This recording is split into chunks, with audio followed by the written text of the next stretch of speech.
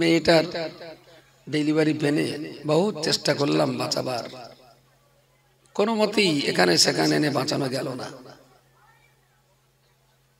দুজন খুব গল্প দিচ্ছে, মূর্খ লোকটা শুনে শুনে বললো আমারও তো কিছু বলা উচিত। তা বলছে ওই রোগেই আমার বাবাও মারা গিয়েছিল, ডেলিভারিও জানে না, পেনও জানে না। ওর বাপের দৌড়দৌড়ি করে বাঁচিনি, এখন গল্প তারটা বলতে হবে, তা কোনো লাইন পাচ্ছে না। ওরাও গল্প করতে বলছে ডেলিভারি পেনে মেয়েটার কোনো মতেই বাঁচানো গেল না, বহুত চেষ্টা করলাম, বহু টাকা খরচা করলাম, এর চক্ষু থাকতে না পেরে বলতে ওই একই রোগে আমার বাবাও মারা গেছে। কিন্তু বর্তমান সমাজ না জেনে হিটি মেরে ওইভাবে ঠেলে যাবে, কিন্তু জানার চেষ্টা করবে না। আদর্শ মানুষের জীবন তা বলে না। একটা আদর্শবান মানুষের উচিত যদি কোনো জায়গায়, যদি কোনো বিষয় জ্ঞানের অভাব থাকে, তাহলে অন্যের কাছ থেকে সেটা শিখে নিতে হবে। রাসূলুল্লাহ যেটা করতেন, কালকে থেকে হয়তো আবার বলে বেড়া ওই দেখো বলেছেন নবীর জ্ঞান কম ছিল, বুঝতে পারেননি? কিছু শেয়াল আছে কালকে তো আবার হুক্কা হুয়া করবে, ওই শেয়াল আছে হুক্কা হুয়া করবে। প্রিয় রাসূল সাল্লাল্লাহু আলাইহি ওয়াসাল্লামকে জিজ্ঞেস করা হলো মুহাম্মদ, এটা নবী হওয়ার পর একটা মায়ের পেটে ছেলে হয় কখন আর মেয়ে হয় কখন? রাসূল বললেন এটা আমার জানা নেই, আমি আল্লাহর কাছ থেকে জেনে তবে আপনাদেরকে বলবো। সুবহানাল্লাহ বলেন। এইবার ছেলেটা যে কটা হক্কা হুয়া করবে সে কটা কি জবাব দেবে? মক্কার বিভিন্ন মুশরিক কাফের নাস্তিকরা রাসূলুল্লাহকে জিজ্ঞেস করলো, মুহাম্মদ তুমি তো কিয়ামতের কথা বলছো, কিয়ামত কবে হবে? রাসূল বললেন এটা আমি জানি না, আমি আল্লাহর কাছ থেকে জেনে বুঝে আপনাদেরকে বলে দেব। সুবহানাল্লাহ বলেন। তাহলে জানি না বললে মান যায় না। জানি না মানেই যে হেরে গেলাম, জানি না মানেই যে অজ্ঞ, জানি না মানেই যে মূর্খ, এটা নয়। কিন্তু বর্তমান সমাজ না জেনে হিটি মেরে ওইভাবে ঠেলে যাবে, কিন্তু জানার চেষ্টা করবে না। আদর্শ মানুষের জীবন তা বলে না। ইমাম রাজি বলেছেন, এটা কঠিন কঠিন কথা, মাথায় কি ঢুকবে? মাথায় কি ঢুকবে এটা? একটা মূর্খ মালিক, ব্যবসার মালিক, সে তার ব্যবসায় একজন ম্যানেজার নেবে। একজন শিক্ষিত লোককে ডেকে বললেন যে এরা সবাই আমার, আমি ডেকেছি, তুমি এর ভেতরতে বাছাই করে আমার একটা কর্মী দাও, আমার ব্যবসা দেখাশোনা করবে। ওর ভিতরে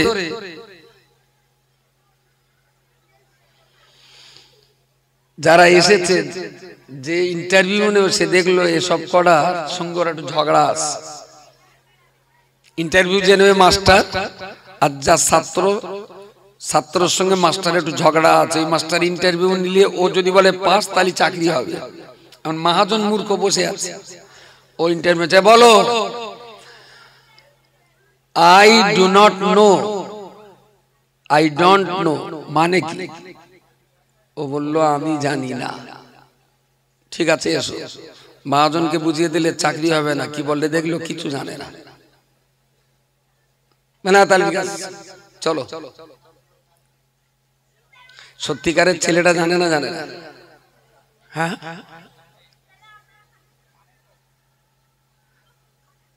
কিছু লোক বলে হাত রাখছে, কিরকম কল পেতেছে, জিজ্ঞেস করলো ইন্টারভিউ নিতে যে আই ডোন্ট নো বাংলা মানে কি? ও বলেছে আমি জানি না। মূর্খ মহাজন মনে করলো তাহলে মূর্খ লোক দিয়ে আমার ব্যবসা চলো না। কিন্তু ব্যাপারটা সত্যি কি তাই? ছেলেটা কি সত্যি মূর্খ ছিল? ব্যাপারটা এর মধ্যে জটিল আছে। এবার জটিল যেটা বলছিলাম সেটা বলি। প্রিয় রাসূল সাল্লাল্লাহু আলাইহি ওয়াসাল্লাম অনেক ক্ষেত্রেই বলেছেন এইটা আমি জানি না, তবে যদি সময় দাও জেনে বুঝে বলবো। এটাই তো ভদ্রতা নাকি? আমি জানবো না বুঝবো না ওই বাপ ঠেলে যাবো, ওই বাপ ঠেলে যাবো। ট্রেনে বসে গল্প দিচ্ছে, মেয়েটার ডেলিভারি পেনে বহুত চেষ্টা করলাম বাঁচাবার, কোনো মতেই এখানে সেখানে এনে বাঁচানো গেল না। দুজন খুব গল্প দিচ্ছে, মূর্খ লোকটা শুনে শুনে বললো আমারও তো কিছু বলা উচিত। তা বলছে ওই রোগী আমার বাবাও মারা গিয়েছিল, ডেলিভারিও জানে না, পেনও জানে না। ওর বাপের দৌড়দৌড়ি করে বাঁচিনি, এখন গল্প তারটা বলতে হবে, তা কোনো লাইন পাচ্ছে না। ওরাও গল্প করতে বসে, ডেলিভারি পেনে মেয়েটার কোনো মতেই বাঁচানো গেল না, বহুত চেষ্টা করলাম, বহু টাকা খরচা করলাম, এর চুপ করে থাকতে না পেরে বলতে ওই একই রোগে আমার বাবাও মারা গেছে।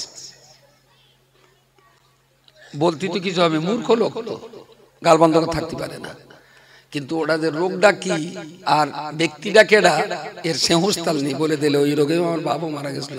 আমিও বহুত হসপিটালে গেলাম, কিছু করা যায়নি।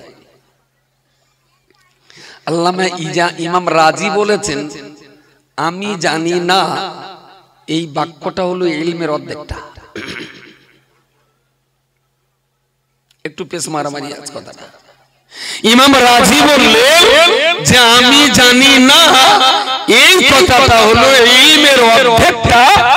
যারা যত বড় জানে, যারা জানলেওয়ালা, যারা জ্ঞানী, তারা বোঝে যে আমি কত কম জানি, আর যারা মোটেই জানে না তারা বোঝে আমার মতো জ্ঞানী আর কেউ নেই। বোঝা গেছে কথাটা? ইমাম রাজি বলেছেন যে আমি জানি না, এই কথাটা হলো ইলমের অর্ধেকটা। যারা আমি জানি না এই কথাটা বলতে পারে না, তারা কখনো আলেম না। কারণ পৃথিবীতে এমন কোন আলেম নেই যে সব জানতে হয়ে বসে আছে।